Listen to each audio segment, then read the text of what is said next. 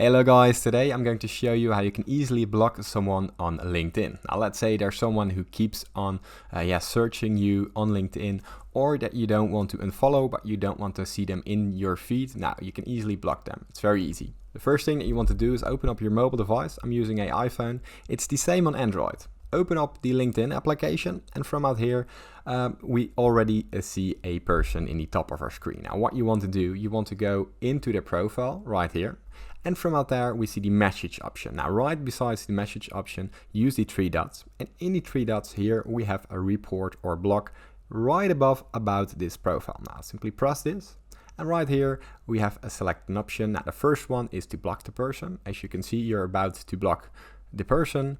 There will be no more recommendations and anything. Simply press block, and as you can see, he is blocked. Now if I want to unblock him, simply go down to the top left of your screen, go to settings in the bottom of your screen, and right here we want to go into the visibility. Now from out the visibility we want to scroll all the way down till you see the blocking tab right above visibility of your LinkedIn activity.